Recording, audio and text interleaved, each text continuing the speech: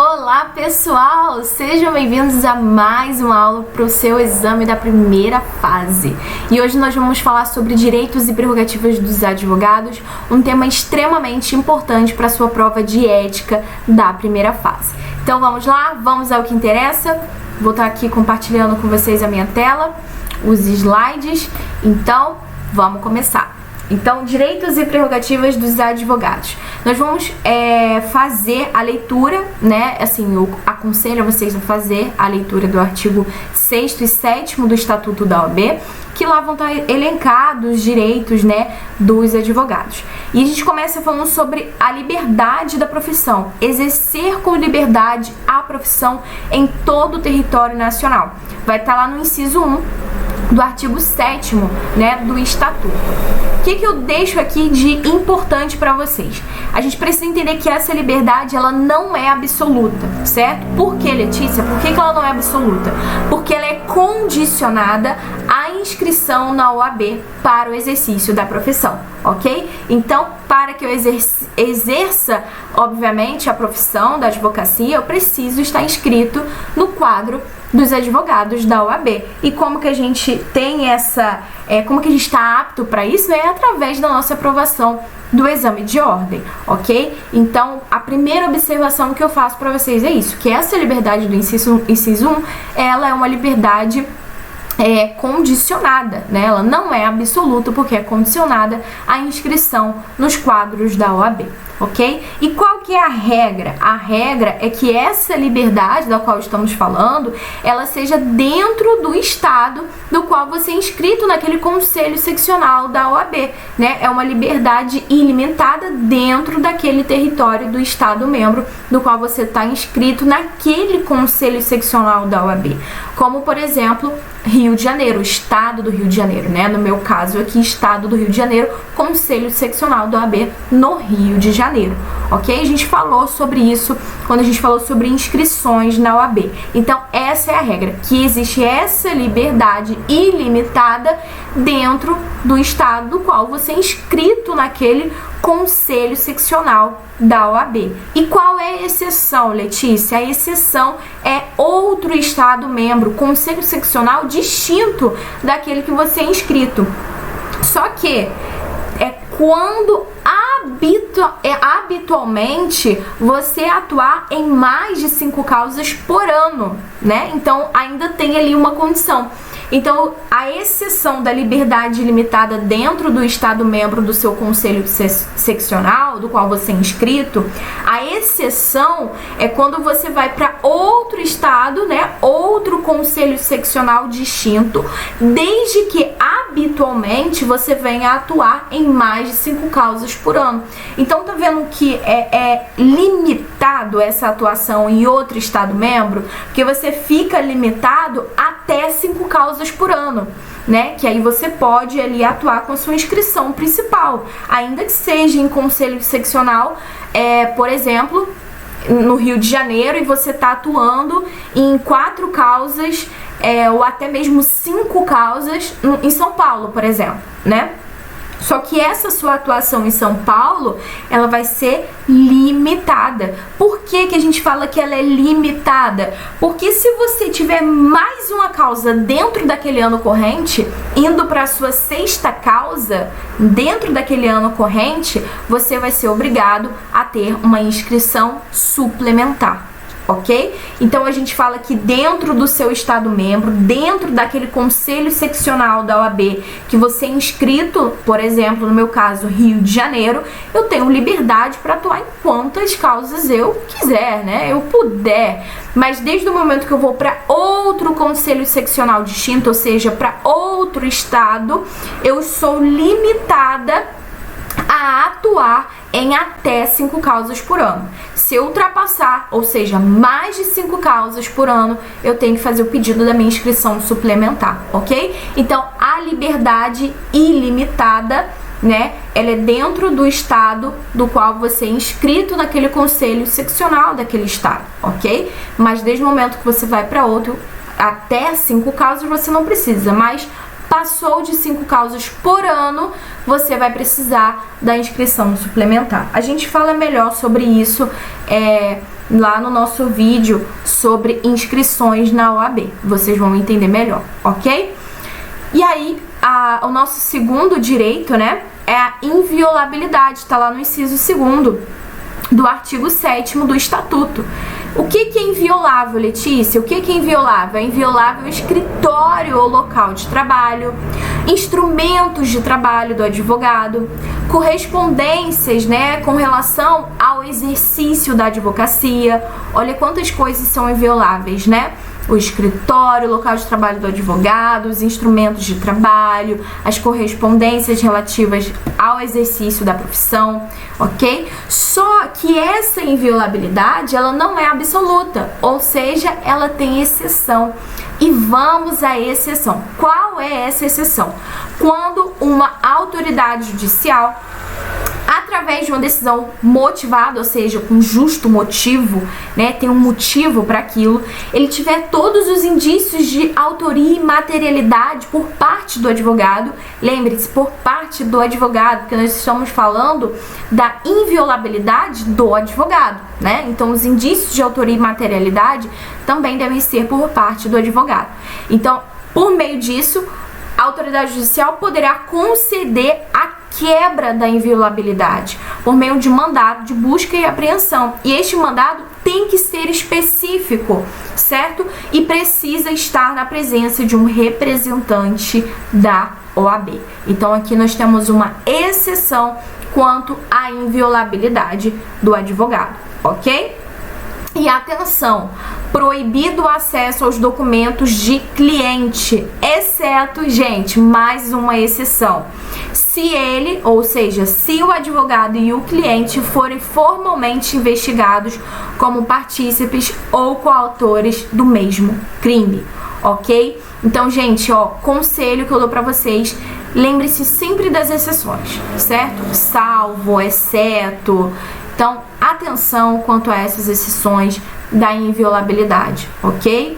Que a autoridade judicial, por uma decisão motivada, com os indícios de autoria e materialidade por parte do advogado, né, pode conceder a quebra da inviolabilidade através de um mandado de busca e apreensão. O mandado ele deve ser específico, deve haver a presença de um representante da OAB, ok? O acesso a documentos de clientes é proibido, com exceção quando o cliente e o advogado eles forem formalmente investigados como partícipes ou coautores do mesmo crime, ok?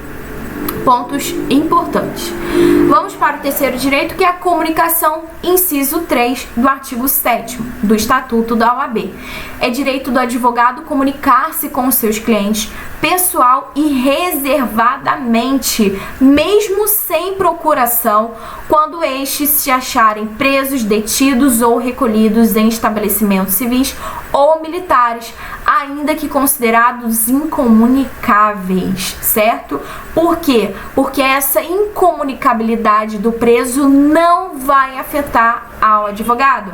Ou seja, o advogado sempre vai poder se comunicar com o seu cliente, ainda que ele esteja preso, ok? Isso que é importante vocês saberem desse inciso, ok?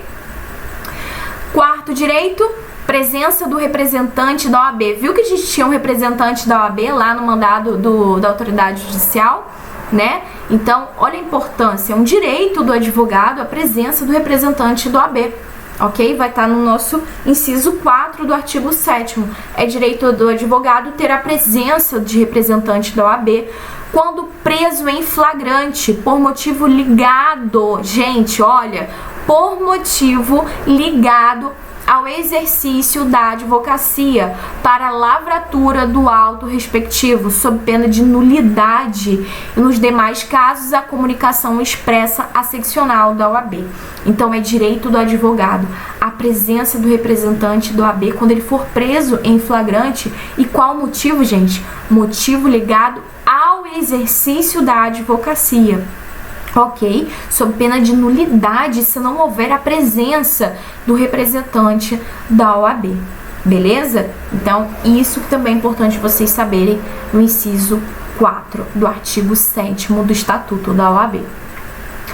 5. Recolhimento por prisão. É direito do advogado não ser recolhido preso antes de sentença transitada em julgado, senão em sala de estado maior, com instalações e comodidades condignas, assim reconhecidas pela OAB, e na sua falta em prisão domiciliar. Ok? Então, quanto ao recolhimento por prisão, é dessas informações que você precisa, que ele é direito dele, né, não ser recolhido antes da sentença transitada em julgado, senão em sala de estado maior, com instalações, comodidades condignas, certo? E quando não houver essas instalações, comodidades, em prisão domiciliar, ok? Ingressar livremente. Onde que o advogado pode ingressar livremente? Nas salas de sessões dos tribunais, mesmo além dos cancelos que separam a parte reservada aos magistrados, ok?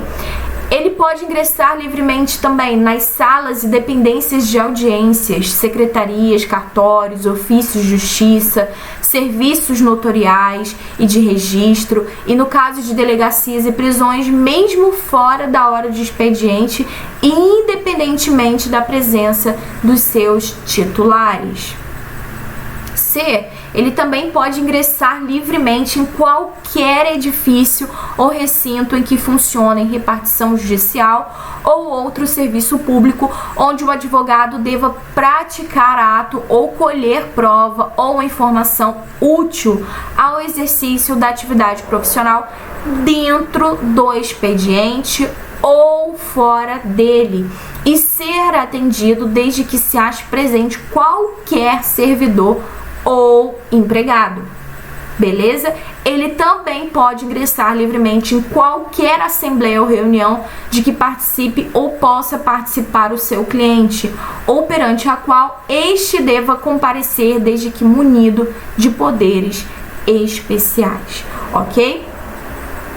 Então, esses foram os lugares, né, onde o advogado pode ingressar livremente. Ok, gente? Então, façam a leitura dos incisos do artigo 7º do Estatuto da OAB. São esses que a gente está falando sobre eles aqui e que vão ser muito importantes para a sua prova. Pode te garantir aí os 40 pontos, né? Às vezes é uma questãozinha ou outra que tira a gente dos 40 pontos. Então, gente, não custa nada vocês fazerem a leitura desses artigos, entendendo, aprendendo realmente todos esses direitos do advogado, ok? Então, esse que a gente viu são os locais, né, onde o advogado pode ingressar livremente. 7º, permanecer sentado ou em pé e retirar-se de quaisquer locais indicados no inciso anterior, né, no inciso 6, independentemente de licença, ok? Permanecer sentado ou em pé, ele pode se retirar também de qualquer lugar que a gente indicou no inciso 6, certo? Que é o inciso anterior que a gente acabou de ler. 8. Dirigir-se diretamente aos magistrados nas salas e gabinetes de trabalho, independentemente de horário previamente marcado ou outra condição, observando-se a ordem de chegada. Então, gente, olha esse inciso que sensacional. O advogado, ele pode se dirigir diretamente, né, ao juiz nas salas e gabinetes de trabalho, independentemente dele ter marcado previamente um horário, né, ou de outra condição. Então, independe de outra condição para ele conversar diretamente com o magistrado.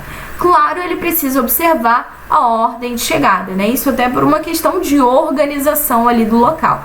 Mas é importante a gente também saber sobre esse direito do advogado. 9.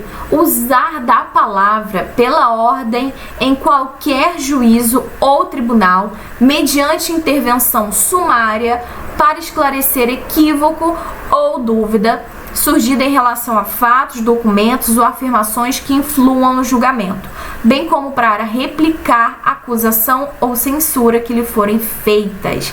É o inciso 10. Gente, e aí o que eu deixo de observação para vocês é sobre pela ordem. Essa expressão tem caráter excepcional, né? Por quê? Porque não é para tudo que o advogado vai discordar, né? Ele não pode toda hora pela ordem e falar de tudo que ele quer, discordar de tudo. Então, ele tem um caráter excepcional. Ele tem que ser breve, né? Somente mesmo para esclarecer questões pontuais, ok? Não é para tudo que o advogado vai discordar e vai usar a palavra pela ordem, ok? E quando a gente fala também intervenção sumária, é porque é interromper sem o consentimento do orador, tá? Isso que significa intervenção sumária. Então eu deixei essas observações aí para vocês. Pela ordem, caráter excepcional, tem que ser breve, somente para esclarecer questões pontuais. E quando ele fala intervenção sumária, é que é interromper sem o consentimento de quem está falando, sem o consentimento do orador, ok? 10. Reclamar verbalmente ou por escrito perante qualquer juízo, tribunal ou autoridade contra a inobservância de preceito de lei, regulamento ou regimento. Esse é o nosso inciso 11 do artigo 7º do Estatuto. E ele é diferente, né, do inciso anterior, porque aqui o advogado espera por um momento oportuno para reclamar. Lá não, lembra que a gente falou que a intervenção sumária, ele não precisa do consentimento, ok? Então, ó, vou até voltar aqui para vocês verem. É um caráter excepcional, tem que ser breve, questões pontuais, e a intervenção sumária, essa é a principal diferença. Que aqui no inciso 10 a gente está falando de intervenção sumária, é interromper sem o consentimento do orador. Já aqui no inciso 11 a gente está falando de um momento oportuno para reclamar. Ok? Então essa é a principal diferença. Inciso 12, que é o nosso 11º direito que está aqui, falar sentado ou em pé em juízo, tribunal ou órgão de deliberação coletiva da administração pública ou do poder legislativo, certo? Esse é um outro direito do advogado. Examinar em qualquer órgão dos poderes judiciário e legislativo ou da administração pública em geral, autos de processos findos ou em andamento, mesmo sem procuração, quando não estiverem sujeitos a sigilo ou segredo de justiça, assegurada a obtenção de cópias com possibilidade de tomar apontamentos. Então vamos lá, gente. Examinar. O que eles podem examinar, certo? Autos de processos findos ou em andamento, com ou sem procuração, mesmo sem procuração. Mesmo sem procuração, o advogado tem acesso a esses processos findos ou em andamento, desde que eles não estejam sujeitos a sigilo ou segredo de justiça, certo? É assegurada também o direito de obtenção de cópias, a possibilidade de tomar apontamentos, ok? E isso de qualquer órgão do Poder Judiciário, Legislativo ou da administração pública em geral. Esse é o nosso inciso 13 do artigo 7º do Estatuto, ok? Mas temos exceção. Importante a gente falar sobre isso. Qual é a exceção? Se esses processos findos ou em andamento estiverem em segredo de justiça. O próprio inciso está falando sobre isso, ok? Pode ter acesso a autos de processos findos ou em andamento, sem procuração, mas que eles não estejam em sigilo ou em segredo de justiça. Então, essa é a nossa exceção, ok? E o que é esse examinar, gente? É o consultar, né? Ele vai tirar para examinar, ele vai consultar, mas ele vai devolver, vai retornar os autos, ok? 13. Examinar em qualquer instituição responsável por conduzir investigação, mesmo sem procuração, autos de flagrante e de investigações de qualquer natureza, findos ou em andamento, ainda que conclusos a autoridade, podendo copiar peças e tomar apontamentos em meio físico ou digital, ok? Mais uma vez, exceção processos em segredo de justiça, né? que exigirá a procuração. Então vamos lá, vamos entender. Advogados podem examinar, mesmo sem procuração, autos de flagrante e de investigações de qualquer natureza, seja os autos findos ou em andamento, ainda que conclusos à autoridade, podem copiar a peça, tomar apontamentos, ok? Seja por meio físico ou meio digital. Qual é a exceção que a gente tem aqui? São os processos em segredo de justiça. Ah, Letícia, então quer dizer que o processo em segredo de justiça ele não pode examinar, nesse caso, do que o inciso 14 está falando pra gente? Não, ele pode sim. Ele vai poder examinar processo em segredo de justiça, só que exigirá a procuração, beleza? Essa é a exceção, que vai exigir a procuração em casos de processos em segredo de justiça. Beleza, gente? Ter vista dos processos judiciais ou administrativos de qualquer natureza em cartório ou na repartição competente ou retirá-los pelos prazos legais. Inciso 15, ok? Inciso 15 do artigo 7º do nosso estatuto. E aí, vamos lá, a gente viu que examinar é consultar, né? O advogado vai devolver aquele processo. Agora, quando a gente está falando aqui no inciso 15 sobre ter vista, quer dizer que ele vai retirar o processo, certo? E precisa de procuração, gente. Precisa de procuração.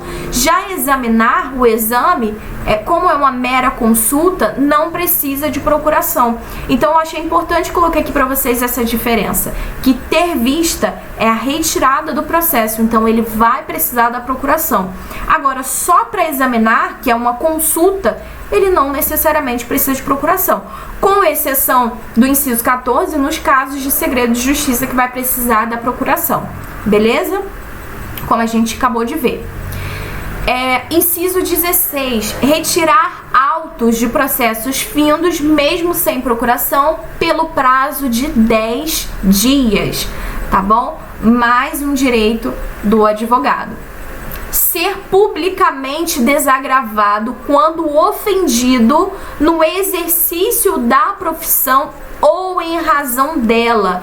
Esse é um assunto que eu coloco para vocês como muito, muito, muito, muito importante para a prova de ética da primeira fase, ok? E vai estar no inciso 17 do artigo 7º do Estatuto da OAB, que é o desagravo. O que é o desagravo, gente? O desagravo é uma resposta a um agravo relacionado à profissão, certo? Então, desagravo é uma resposta a um agravo relacionado à profissão, certo? E esse desagravo, gente, ele é realizado pela OAB por meio do Conselho Seccional, onde o advogado é inscrito. E qual é o objetivo, né? Qual é o objetivo do desagravo? É repudiar o ato, né? E em solidariedade ao advogado. Então, esse desagravo é uma resposta ao agravo, né, relacionado à profissão, é realizado pela OAB por meio do conselho seccional do qual aquele advogado é inscrito, e o objetivo é repudiar o ato, certo? E é uma forma de solidariedade ao advogado. Olha que bonitinho, gente. Isso aí tá lá no nosso artigo 7º, inciso 17, ok? Vamos lá, outro direito do advogado, usar os símbolos privativos da profissão de advogado, inciso 18 do artigo 7º do Estatuto. Usar os símbolos privativos da profissão de advogado. E aí eu coloquei aqui para vocês que a criação desses símbolos, né, é de responsabilidade do Conselho Federal da OAB.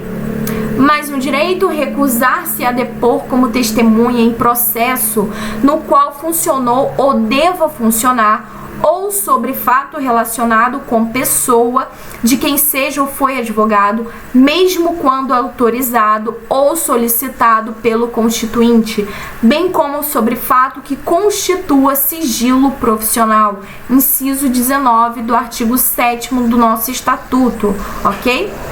Então, ele pode recusar a depor como testemunha em processo no qual funcionou ou deva funcionar, certo?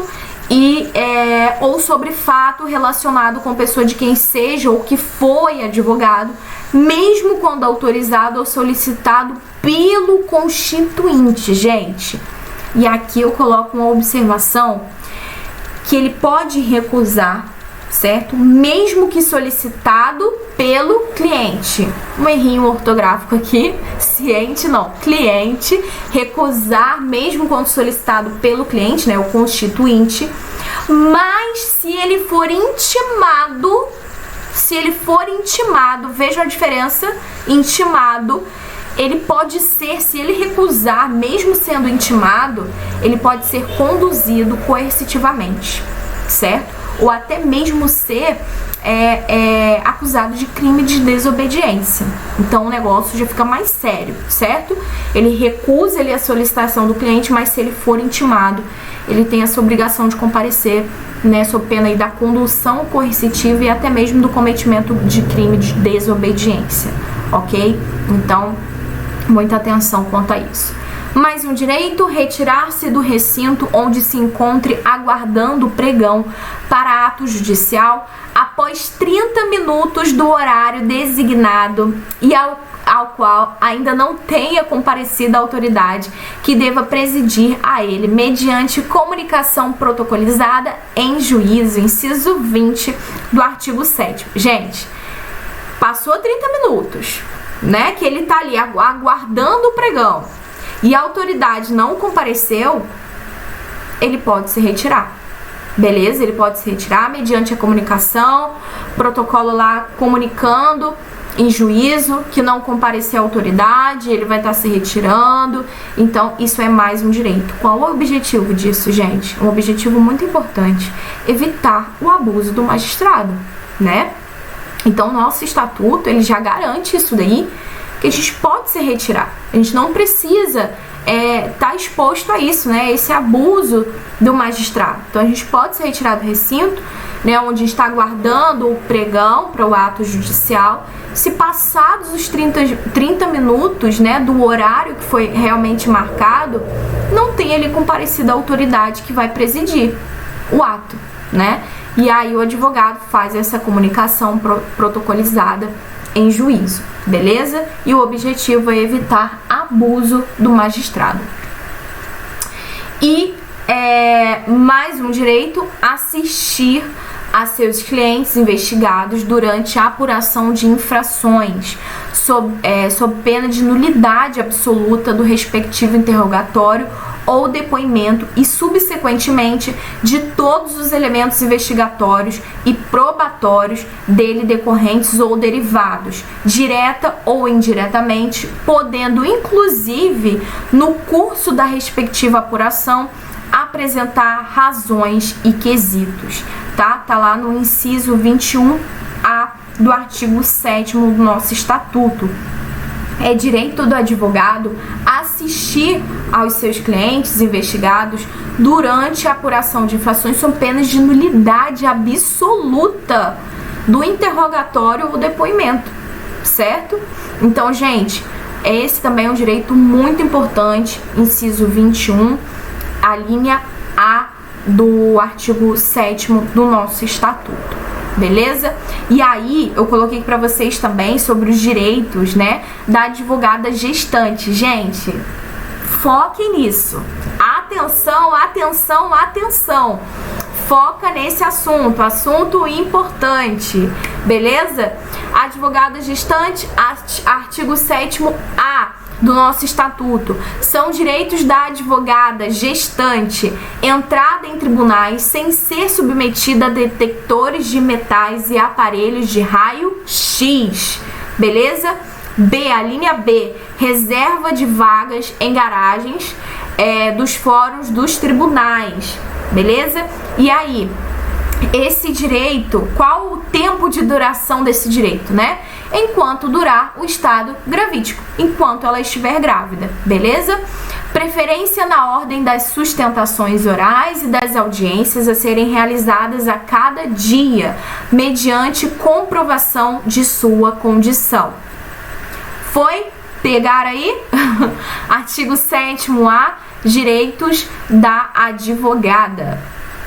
E a advogada lactante, né, aquela que está amamentando, a adotante, aquela que acabou de dar à luz, ela tem direito ao acesso à creche onde houver ou a local adequado ao atendimento das necessidades do bebê.